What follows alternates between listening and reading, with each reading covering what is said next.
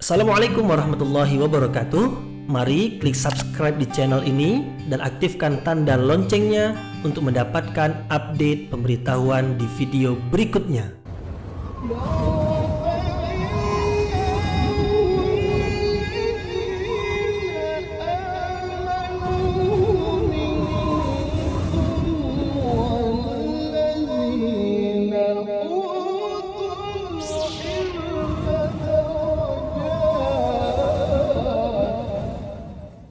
A'udzu billahi minasyaitonir rajim. Bismillahirrahmanirrahim. Assalamualaikum warahmatullahi wabarakatuh.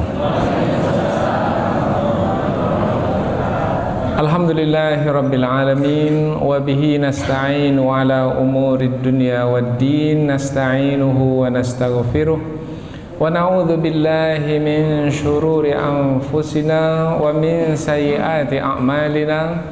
فَمَنْ يَهْدِ اللَّهُ فَلَا مُضِلَّ لَهُ وَمَنْ يُضْلِلْ فَلَا هَادِيَ لَهُ أَشْهَدُ أَنْ لَا إِلَهَ إِلَّا اللَّهُ وَحْدَهُ لَا شَرِيكَ لَهُ وَأَشْهَدُ أَنَّ مُحَمَّدًا عَبْدُهُ وَرَسُولُهُ لَا نَبِيَّ بَعْدَهُ أَمَّا بَعْدُ. Kita bersyukur kepada Allah Subhanahu wa taala yang masih melimpahkan rahmat dan nikmat-Nya.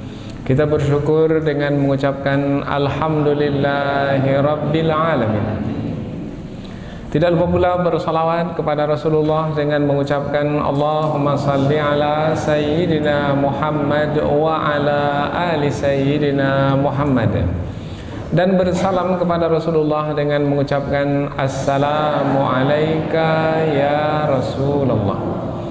Alhamdulillah kita dapat kembali meneruskan pengajian tafsir ayat-ayat suci Al-Quran yang insyaAllah kita akan teruskan kepada ayat yang ke-29 dan 30 dari surah Ali Imran, yaitu masih lagi ayat yang menerangkan tentang pelarangan Allah yang tegas.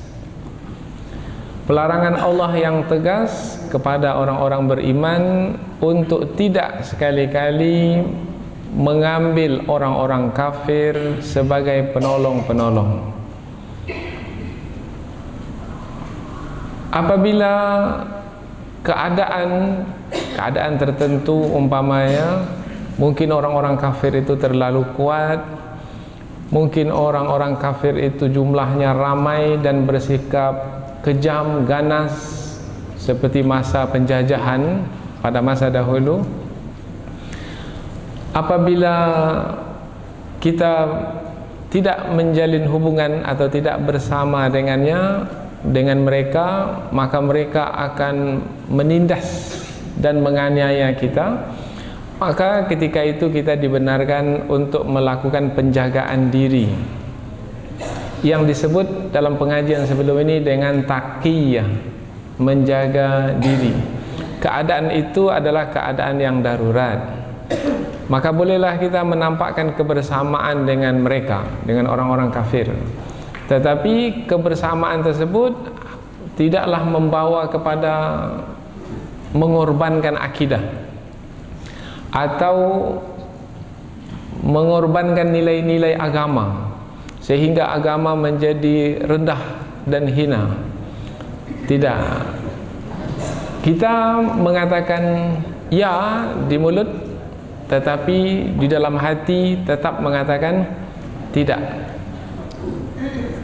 Itu apabila keadaan darurat. Tapi bila pada keadaan biasa tidak dibenarkan melakukan perkara yang seperti itu. Kemudian juga apabila keadaan darurat, meskipun kita dibenarkan untuk mengatakan ya di mulut, kata ya itu jangan sampai ke hati. Apabila sampai ke hati, Allah Maha mengetahui. Maka jangan coba-coba untuk menyembunyikan sesuatu dengan mengatakan kepada orang beriman, oh iya ini iya di mulut saja, di hati tetap tidak. Orang beriman tidak mengetahui apa yang ada dalam hati kita, tetapi ingat, sesungguhnya Allah Maha mengetahui apa yang ada dalam hati kita. Karena apapun yang kita buat, kita sembunyikan perkara itu atau kita lahirkan perkara itu, kita sembunyikan dalam hati, atau kita lahirkan berupa perkataan di mulut, atau tindakan dalam perbuatan, Allah Maha mengetahui. Nah, ayat yang kita bahas dalam kesempatan ini, bahwasanya Allah Maha mengetahui apa yang kita sembunyikan dan apa yang kita zahirkan, yang kita lahirkan, menerangkan tentang peringatan yang lebih tegas lagi. Jangan sekali-kali kamu coba, wahai hamba-hambaku, untuk menyembunyikan sesuatu di dalam hatimu. Lebih khusus adalah tentang perkara taqiyah, karena ayat sebelum ini menerangkan tentang taqiyah, yaitu kita menzahirkan sesuatu yang berbeda dengan yang kita sembunyikan di dalam hati. Nah, Allah Subhanahu wa taala mengingatkan, jangan sampai yang di dalam hatimu adalah seperti yang kamu katakan di mulutmu itu, jangan sampai. Karena apabila demikian, Allah Maha mengetahui dan kamu akan mempertanggungjawabkan apa yang kamu lakukan itu. Meskipun orang-orang beriman tidak mengetahui apa yang kamu sembunyikan dalam hatimu, tapi Allah Maha mengetahui, dan di hari pembalasan kelak kamu akan menerima balasannya. Karena setiap apa yang kamu buat di dunia, kamu akan terima balasannya pasti di hari pembalasan. Maka dua ayat yang kita bahas ini, yaitu ayat yang menerangkan Allah Maha mengetahui segala sesuatu, kemudian tentang hari akhirat sebagai hari pembalasan, menguatkan lagi pelarangan yang tegas terhadap orang-orang beriman mengambil orang-orang kafir sebagai penolong-penolong, yang mungkin sampai masa ketikanya orang-orang beriman itu menzahirkan yang berbeda dengan yang disembunyikan di dalam hati, disebabkan karena musuh yang sangat kuat atau sangat ganas, sangat kejam. Maka ketika itu mereka menyebutkan atau menyampaikan sesuatu yang berbeda dengan yang disembunyikan. Ketika itu pun mesti berhati-hati. Jadi ayat ini ayat peringatan. Peringatan yang berikutnya dari peringatan yang sebelumnya, apabila ada peringatan-peringatan, berulang kali peringatan, bermakna perkara itu adalah perkara penting yang mesti diperhatikan. Perkara apa? Perkara penting yang mesti diperhatikan, yaitu perkara pemeliharaan diri dari gangguan musuh. Nah, perkara itu penting, karena apabila tidak dijaga dengan baik, boleh jadi seseorang itu akan menjadi pelayan kepada musuh. Boleh jadi seseorang itu menjadi, kalau bahasa Jawanya, jongos kepada musuh. Kalau bahasa Melayunya, boleh jadi seseorang itu menjadi tali barut kepada musuh, orang suruhan dari musuh. Seperti pada masa penjajah dahulu. Pada masa penjajah dahulu, dia berkawan-kawan dengan penjajah. Ketika bersama dengan penjajah, dia ingin mendapatkan kepentingan dari penjajah. Kemudian apabila kembali kepada anak-anak negeri yang lainnya, pejuang-pejuang yang lainnya, mengatakan, saya ini hanya berstrategi ini, tetapi sebenarnya ingin mendapatkan kepentingan dunia bersama dengan penjajah. Nah, yang seperti ini Allah Maha mengetahui. Meskipun anak-anak negeri, pejuang-pejuang tidak mengetahui apa sebenarnya yang dilakukan oleh mereka-mereka yang seperti ini, tetapi Allah Subhanahu wa taala Maha mengetahui. Jadi dua ayat ini ayat peringatan supaya hati-hati, berjaga-jaga ketika menampakkan kebersamaan dengan musuh. Karena kita sudah terangkan sebelum ini, siapa yang bersama dengan musuh, membantu musuh pula, maka Allah pun berlepas dari mereka. Bukan hanya berlepas, mereka itu pun sudah masuk ke dalam kumpulan musuh itu. Apabila musuh itu dari kalangan orang-orang kafir yang memusuhi umat Islam, bermakna mereka adalah orang-orang kafir yang memusuhi umat Islam, maka mereka pun adalah menjadi musuh Allah Subhanahu wa taala. Dan tidaklah yang melakukan seperti itu melainkan hanya orang-orang munafik saja. Maka Allah mempertegas, jangan kamu menjadi orang munafik. Karena orang munafik ini sepanjang masa ada. Pada masa Rasulullah ada. Pada masa sekarang ada. Mata-mata itu termasuk ke dalam golongan orang-orang munafik. Intelijen yang memberikan informasi kepada musuh, itu termasuk ke dalam golongan orang-orang munafik. Maka kalau menjadi mata-mata, berhentilah dari sekarang. Apa sebab? Sebab nanti akan menjadi bahan bakar api neraka, di neraka yang paling bawah. Akankah menjual akhirat yang begitu berharga dengan dunia yang tidak seberapa? Innal munafikina fid darkil asfali minan nar. Sesungguhnya orang-orang munafik itu berada di lapisan yang paling bawah. Ada yang menyebutnya kerak neraka, berada di kerak neraka, di paling bawah. Kalau nasi berada di yang paling bawah, gosong. Mungkin yang di atasnya masih, tetapi yang di bawahnya itu sudah menghitam. Maka Allah mengingatkan, jangan kamu menjadi seperti itu, dan tidak ada sesiapa di antara kamu yang luput dari pengetahuan Allah, yang lepas dari pengetahuan Allah. Allah berfirman, a'udzubillahi minasyaitonir rajim, bismillahirrahmanirrahim. Qul in tukhfu ma fi sudurikum aw tubduhu ya'lamuhu Allah wa ya'lamu ma fis samawati wa ma fil ard wallahu ala kulli syai'in qadir. Yauma tajidu kullu nafsin ma 'amilat min khairin muhdara wa ma 'amilat min su'in tawaddu law anna bainaha wa bainahu amadan ba'ida wa yuhadzirukumullahu nafsah wallahu ra'ufum bil ibad. Allah berfirman, qul, katakanlah wahai Muhammad sallallahu alaihi wasallam, in tukhfu ma fi sudurikum, jika kamu menyembunyikan apa yang ada di dalam hatimu, au tubduhu, atau kamu melahirkannya maknanya menampakkannya, ya'lamuhullah, pasti Allah mengetahuinya, wa ya'lamu ma fis samawati wa ma fil ard, dan Allah Subhanahu wa taala mengetahui apa yang ada di langit dan apa yang ada di bumi.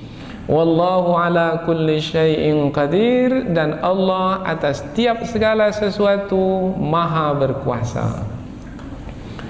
Yauma tajidu kullu nafsin, pada hari di mana setiap diri itu mendapatkan ma'amilat, apa yang telah dilakukan, min khairin, dari sesuatu kebaikan, muhdaran, berada di hadapannya, di hadapan mukanya, di hadapan matanya, wa ma'amilat min su'in, dan apa saja yang dilakukan dari perbuatan yang buruk, tawaddu law anna bainaha wa bainahu amadan ba'ida, ia menginginkan kalaulah di antaranya dan di antaranya dengan perbuatan buruknya itu, atau nanti ada lagi tafsiran yang berikutnya, dengan hari pembalasan tersebut berjarak panjang sekali.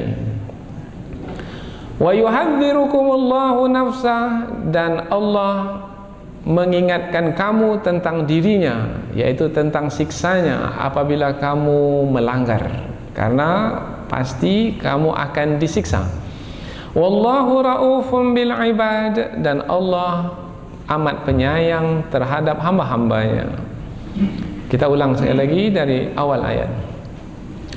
Katakanlah, jika kamu menyembunyikan apa yang ada di dalam dadamu atau melahirkannya, pasti Allah mengetahuinya.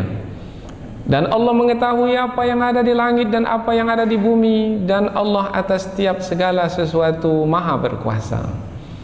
Pada hari setiap diri itu akan mendapatkan kembali apa yang telah dilakukan dari perbuatan buruk, dan hadir berada di hadapan mukanya.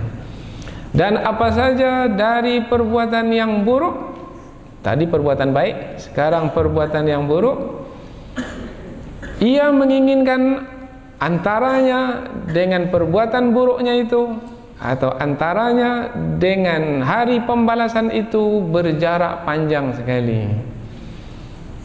Dan Allah Subhanahu wa ta'ala mengingatkan dirinya, yaitu siksanya kepadamu.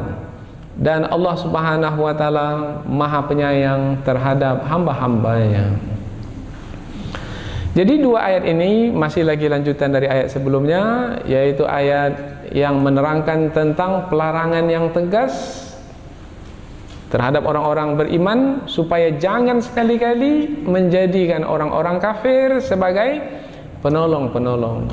Mungkin mengatakan di mulut, kami ini bersama dengan kamu wahai orang-orang kafir, disebabkan karena menjaga diri, taqiyah pada keadaan darurat. Nah, meskipun mengatakan demikian pun juga mesti berhati-hati, jangan sampai seperti itu pula yang ada dalam hati.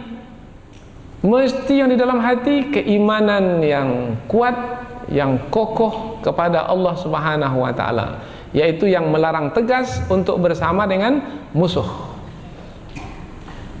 Kalau tidak ada keimanan yang kuat dan kokoh kepada Allah, yang melarang untuk tidak bersama dengan musuh, melarang jangan sekali-kali bersama dengan musuh.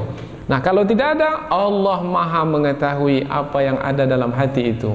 Maka jaga hati baik-baik ketika bercakap dengan musuh dalam keadaan darurat.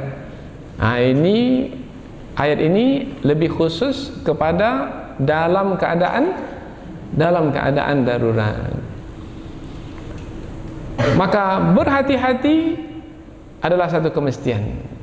Tidak berhati-hati sehingga menjadi lalai, kemudian terpedaya, tertipu, maka diri sendirilah yang akan menanggungnya. Nanti di hari pembalasan akan menerima azab dan siksaan dari Allah. Ketika itu barulah menyesal kemudian tidak ada gunanya. Ini ringkasan ayat. Sekarang kita pindah ke tafsir ayat. Tafsir maknanya penjelasan yang lebih panjang dari ayat. Ayat yang ke-29 dimulakan dengan kul. Kul, katakanlah. Perintah. Dari siapa? Dari Allah Subhanahu wa ta'ala. Kepada siapa? Kepada Rasulullah sallallahu alaihi wasallam. Kul, katakanlah wahai Muhammad perkataan berikut ini. Maka Nabi pun mengatakan perkataan yang berikut ini sebagai menjalankan perintah Allah. Kemudian satu lagi, perkataan berikut ini dikatakan oleh Nabi, dikatakan kepada orang-orang beriman, supaya orang beriman mendapat pengajaran pula. Nabi mendapatkan pengajaran, mendapatkan petunjuk, mendapatkan bimbingan dari Allah. Kemudian orang-orang beriman pula mendapatkan petunjuk dan bimbingan dari Rasulullah sallallahu alaihi wasallam. Meskipun asalnya adalah dari Allah, karena Rasulullah adalah yang menyampaikan petunjuk dan bimbingan yang beliau terima dari sisi Allah dan diberikan kepada orang-orang beriman. Maka ayat ini sekarang adalah ayat yang kita terima, yang ditujukan kepada kita untuk kita ikuti. Maka berhati-hati dalam setiap perkara, baik yang kita zahirkan di mulut, yang kita lahirkan, ataupun yang kita simpan di dalam hati. Kedua-duanya Allah mengetahuinya. Yang dilahirkan Allah mengetahui, yang disembunyikan pun Allah mengetahui. Tidak ada yang luput dari pengetahuan Allah. Karena ayat ini berupa perintah, kul, katakanlah wahai Muhammad, maka perkara setelah kul itu adalah perkara yang penting, karena diperintahkan oleh Allah untuk mengatakannya. Maka perkara itu perkara penting. Sama dengan ayat kul huwallahu ahad, katakanlah wahai Muhammad, Allah itu esa. Maka Allah itu esa, itu perkara yang penting. Maka dimulakan dengan kul, katakanlah wahai Muhammad perkataan berikut ini, Allah itu adalah esa, dialah Allah yang maha esa. Itu adalah perkataan penting. Perkataan yang penting dalam ayat ini setelah kul, yaitu jika kamu menyembunyikan sesuatu atau kamu menzahirkannya, Allah mengetahui. Nah, kalau Allah mengetahui, jangan coba-coba menyembunyikan sesuatu. Nah, jangan coba-coba menyembunyikan sesuatu. Ini adalah ancaman dari Allah, atau peringatan yang tegas dari Allah yang isi di dalamnya adalah ancaman. Jangan coba-coba sembunyikan sesuatu.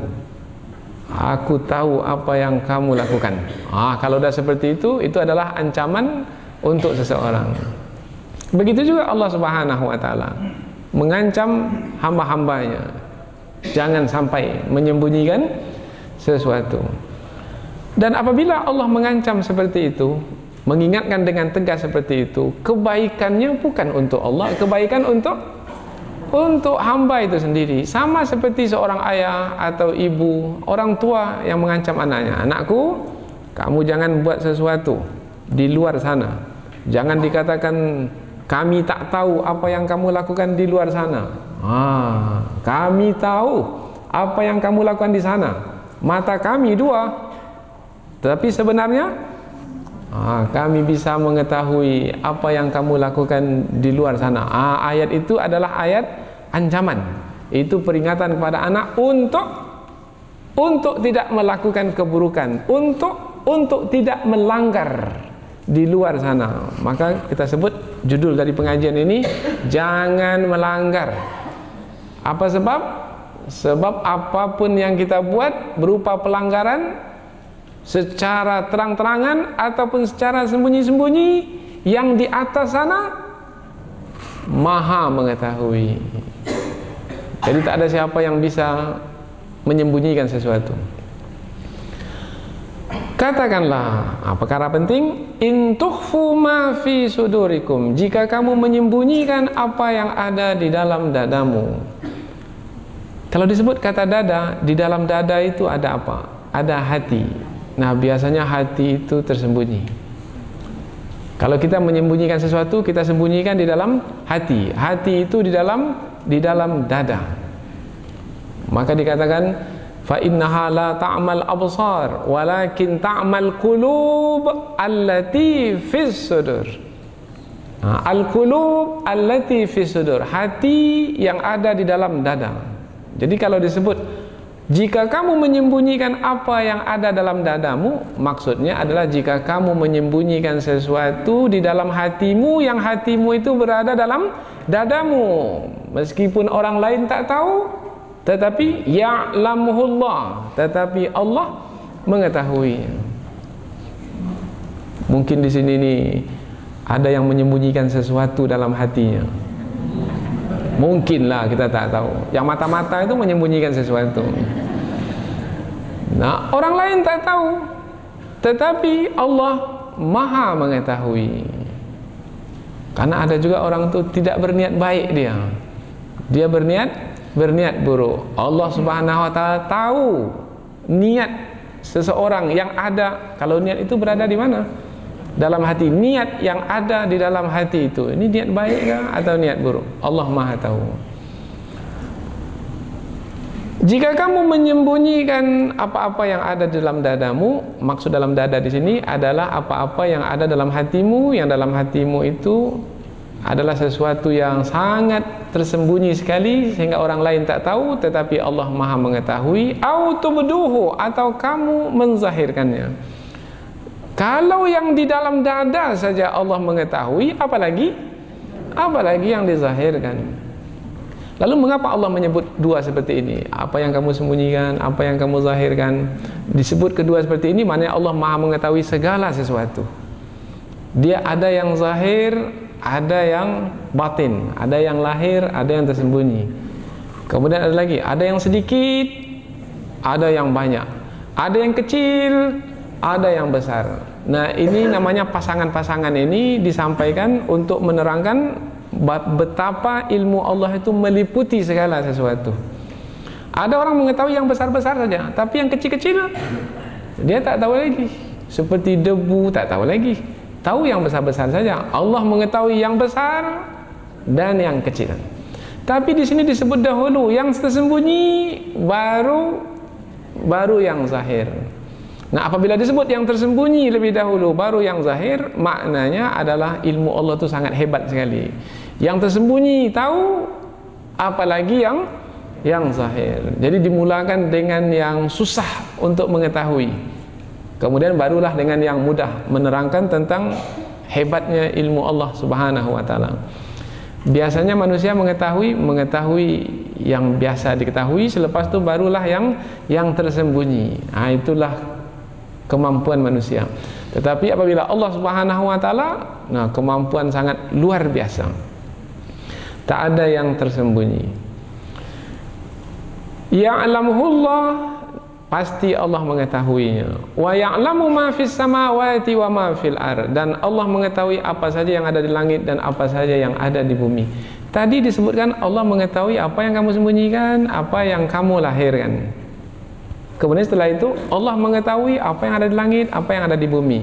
Ini di dalam penyampaian Al-Quran, uslub Al-Quran namanya zikrul am ba'dal khas. Maknanya penyebutan yang umum setelah yang khusus. Allah sebutkan yang khusus dahulu. Apa yang khusus?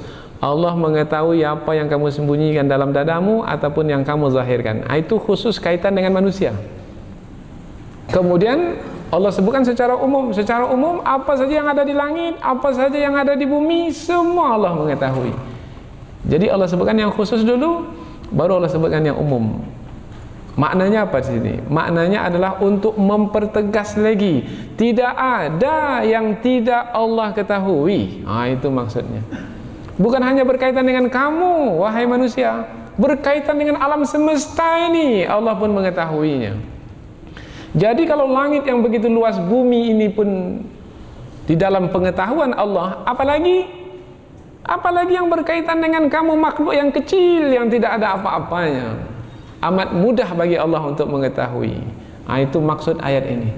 Nah, apabila disebutkan yang khusus, kemudian disebutkan yang umum, sepatutnya menjadi takutlah kita ini melakukan sesuatu yang buruk, yang tercela. Apa sebab? Sebab dalam pengetahuan Allah, kita biasa apabila orang mengetahui, takut untuk melakukan yang buruk. Biasanya orang melakukan yang buruk kalau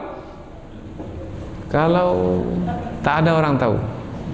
Kalau tak ada orang tahu, dia buat. Kalau ada orang tahu, dia tak mau buat. Maka Allah menerangkan, aku tahu apa saja yang kamu lakukan. Kalau merasakan Allah itu mengetahui apa yang kita lakukan, maka kita menjadi takut untuk melanggar. Kalau masih juga melanggar, sementara dia tahu Allah mengetahui apa yang dia lakukan, masih juga melanggar, Allah mengetahui, Allah melihat, dan dia menyadari Allah sedang melihatnya, kemudian dia melanggar juga. Ini betul-betul hamba ini hamba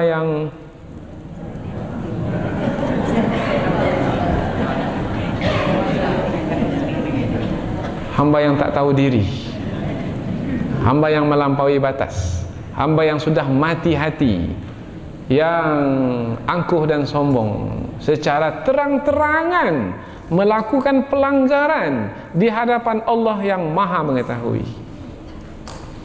Ini dalam pengajian akhlak namanya tidak memiliki sifat muraqabah. Pernah dengar cerita tentang muraqabah? Ada seorang guru sangat suka sekali pada salah seorang muridnya, karena dia sangat muraqabah. Ada 3 murid, yang satu itu disukai, dicintai, yang 2 lagi kurang, karena muraqabahnya kurang. Maka yang 2 itu pun cemburu. Mengapa guru kita ini suka kepada salah seorang dari kita ini? Gurunya tahu, kemudian menguji mengapa guru ini suka kepada yang salah seorang itu. Maka diberikan 1 bilah pisau, kemudian diberikan seekor burung, supaya mereka menyembelihnya. Pergilah kemana saja yang tidak diketahui oleh orang. Apabila didapati di tempat itu rasanya tidak ada orang yang melihat, tidak ada siapa yang mengetahui, maka sembelihlah burung. Maka yang satu pergi naik ke atas gunung, lihat kiri kanan, rasanya tak ada orang mengetahui, dia sembelih. Yang satu lagi pergi ke lembah, lihat kiri kanan, rasanya tak ada orang mengetahui, dia pun sembelih. Tapi yang satu lagi yang dicintai oleh guru ini, pergi ke gunung, pergi ke lembah, tak juga dia mampu untuk menyembelih. Apa sebab? Sebab dia merasa ada yang mengetahui. Nah, yang mengetahui itu adalah Allah Subhanahu wa taala. Akhirnya dia pulang kembali tanpa menyembelih burung tersebut.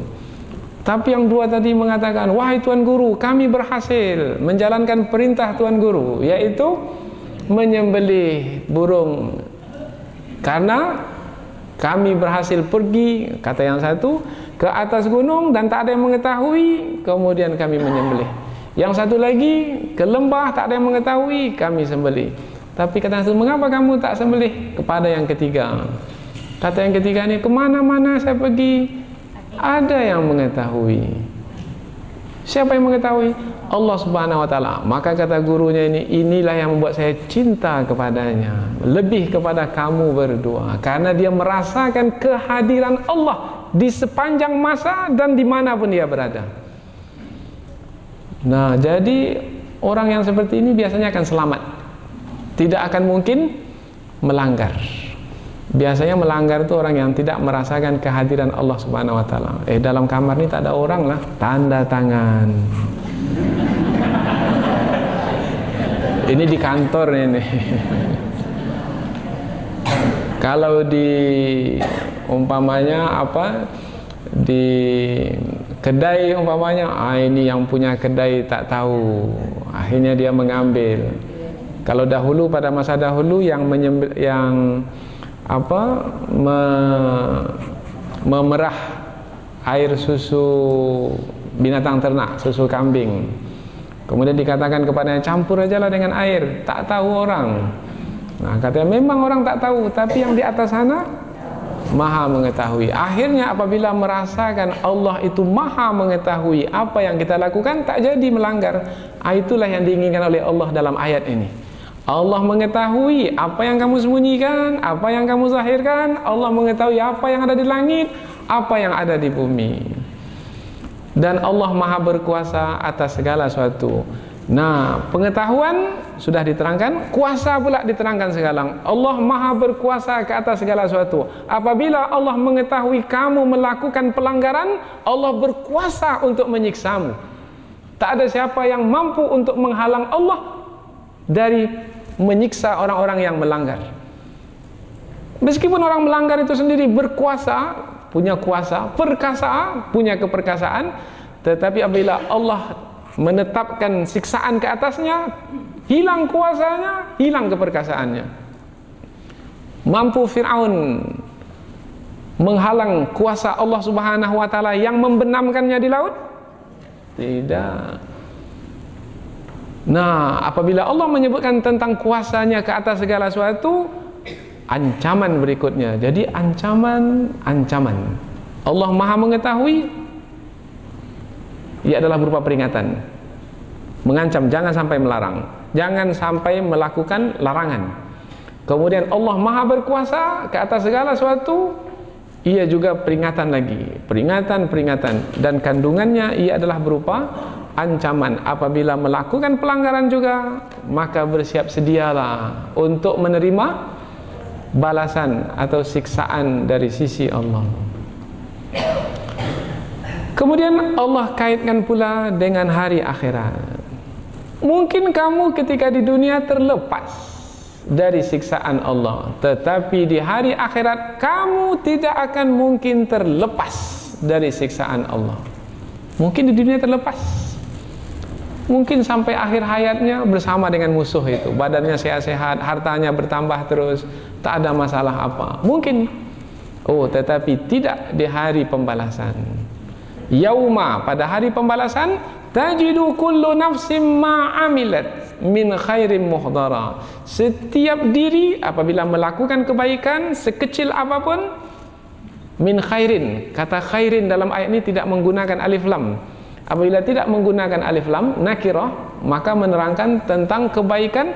Sekecil apapun kebaikan akan mendapatkan muhdara. Muhdara akan mendapatkan balasannya hadir. Tapi ada juga di antara ulama tafsir menerangkan muhdara di sini akan mendapatkan kembali tulisannya itu. Karena setiap kita akan diberikan kitab catatan amalan. Kemudian dihadirkan kepada kita, kemudian disuruhlah kita untuk membacanya. Iqra kitabak, baca bukumu itu. Maka kita pun lihat, oh ini dia perbuatan baik yang saya lakukan dahulu. Senin, Selasa, Rabu, Kamis saya pergi Masjid Agung. Tepat waktu 8.30, ada. Terlambat 5 menit, ada. Semua ada. Sekecil apapun, saya duduk paling belakang, ada. Sampai ini dalam Al-Quran disebutkan, ma li hadzal kitab, mengapa kitab amalan ini? Ma li hadzal kitab la yughadiru saghiratan wala kabiratan illa ahsaha. Tidak ada satu pun perkara yang kecil ataupun yang besar melainkan tertulis di dalamnya. Wa wajadu ma'amilu hadira, dan dia mendapatkan apa yang ia telah lakukan hadir, tertulis dalam amalan. Itu tafsiran yang pertama, tertulis dalam kitab amalan. Tafsiran yang kedua, yaitu balasannya didapatkan pada waktu itu. Wala yazlimu rabbuka ahada, dan Tuhanmu tidaklah menganiaya sedikit pun dan tidak menganiaya siapapun. Semua buat baik dapat baik, buat banyak dapat banyak, buat sedikit dapat sedikit, tak buat tak dapat.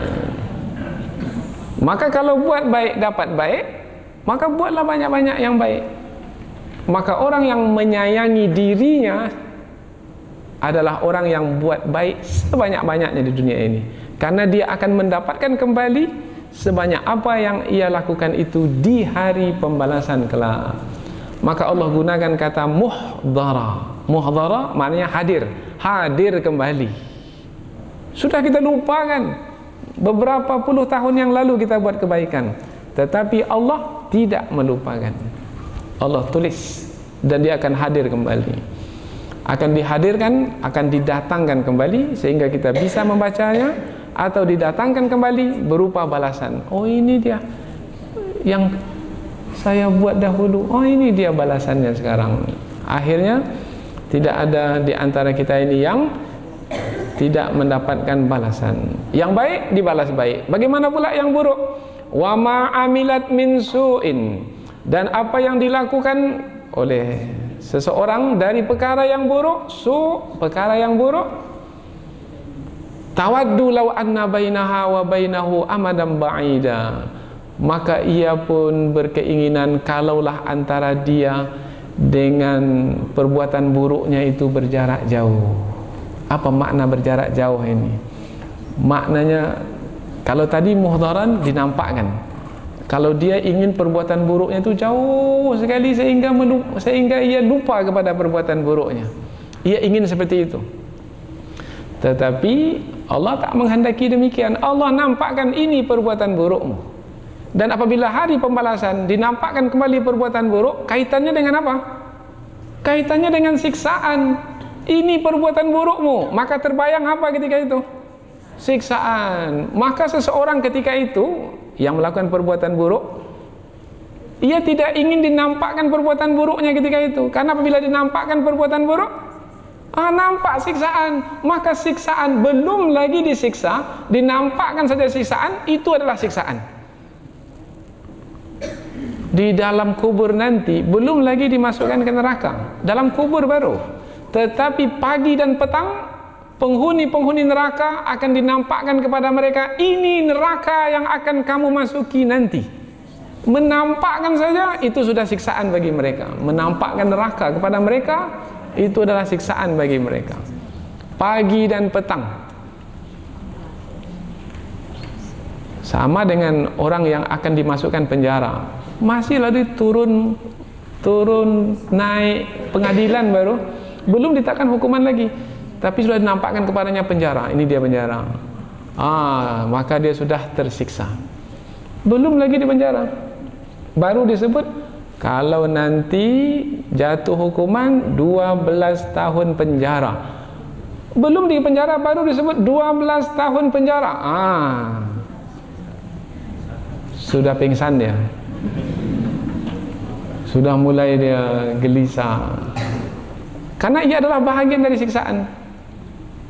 Maka ingin sekali dia tawaddu, ingin sekali dia tawaddu itu ingin. Biasa kita dengar kata tawaddu mawaddah. Tawaddu ingin, berkeinginan kepada yang lainnya. Tawaddu ingin. Nah, ini perkara buruk, karena kaitannya dengan perkara buruk. Ingin perkara buruk itu jauh darinya. Apabila jauh darinya perkara buruk, maka dia tak terfikir nanti siksaan. Tetapi Allah menghendaki perkara buruk itu dinampakkan kepadanya. Maka bentuk ayat ini adalah ayat tentang kedahsyatan hari akhirat kelak. Dahsyatnya hari akhirat adalah setiap perkara buruk yang dilakukan dinampakkan, dan ia menyengsarakan orang yang melihat perkara buruk yang telah dilakukan. Apa perkara buruk yang telah dilakukan? Jangan sebut. Kita sendiri tahulah. Apa perkara buruk yang telah dilakukan? Allah akan nampakkan ke depan mata kita nanti. Ini dia. Kita ingin dia berlalu begitu saja, tapi rupanya Allah angkat semula. Allah angkat kembali untuk dinampakkan kepada kita. Kita ingin sudahlah yang lalu. Itu keinginan kita, tetapi keinginan itu tak tercapai. Allah nampakkan juga. Maka ketika Allah menampakkan, itu adalah bahagian dari siksaan. Maka ayat ini mengatakan tawaddu law anna bainaha wa bainahu amadan ba'ida. Menginginkan sekali orang yang melakukan keburukan itu, kalaulah antara dia dengan perbuatan buruknya itu berjarak jauh. Tetapi keinginan tinggal keinginan, Allah tidak menghendakinya. Allah nampakkan juga perbuatan buruknya itu kepadanya. Ini tafsiran yang pertama. Tafsiran yang kedua adalah dia menginginkan jauh dari hari pembalasan. Kalau tadi perbuatan buruk, kalau sekarang ini tafsiran yang kedua, bainahu di situ, bainaha wa bainahu, hu di situ adalah hari akhirat, hari pembalasan. Dia ingin jauh dari hari pembalasan, tetapi sekarang dia berada di hari pembalasan. Karena semakin jauh dari hari pembalasan, semakin tenang hati. Belum dibalas lagi. Tetapi sekarang dia sudah berada di hari pembalasan, maka keinginannya untuk jauh dari hari pembalasan hanya keinginan saja, tetapi tidak menjadi kenyataan. Keinginan tinggal keinginan.